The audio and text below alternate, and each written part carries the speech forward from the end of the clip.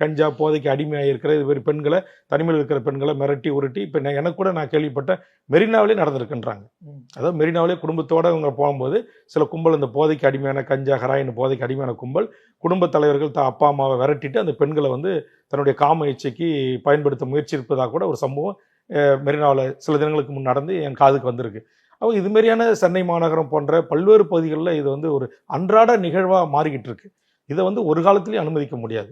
அதனால் இது வந்து கடுமையான வேணும். இந்த மாதிரியான சட்டங்களுக்கு நான் கூட கடந்த சில நாட்களுக்கு முன்பு சட்டமன்றத்தில் கோரிக்கை வைத்திருக்கிறேன். இப்போ இந்த மாதிரியான பாலியல் குற்றச்சாட்டுக்கு உள்ளாதவர்களை விசாரிப்பதற்கென்றே தனி நீதிமன்றம் அமைத்து அதற்கென்று போதுமான காவல்துறை, அதற்கான நீதி வழக்கறிஞர் பெருமக்கள், அதற்கான அடிப்படை கட்டமைப்பு வசதிகளை உருவாக்கி உச்சபட்ச தண்டனையான மரண தண்டனை கொடுத்தால் மட்டும்தான் எதிர்கால இளைய பிள்ளைகள், மாணவ மாணவிகள் நிம்மதியோடு தங்கள் தொழில் சார்ந்த இடங்கள் பணிபுரிந்து விட்டு வீட்டுக்கு திரும்ப முடியும். பள்ளி கல்லூரிகளுக்கு படித்து விட்டு நிம்மதியாக வர முடியும். இங்கே எங்கு பார்த்தாலும் இன்றைக்கு வந்து கஞ்சா, போதை, வாஸ்துக்கள் எல்லாமே கிடைக்குது. அரசே வந்து மது நாட்டுக்கும் வீட்டுக்கும் கேடுன்னு சொல்லிட்டு பாட்டில்கள் அடைத்து நம்ம விற்பனை செய்கிறோம். அதையும் நம்ம மூட சொல்கிறோம். அது இது வரைக்கும் மூடப்படலை.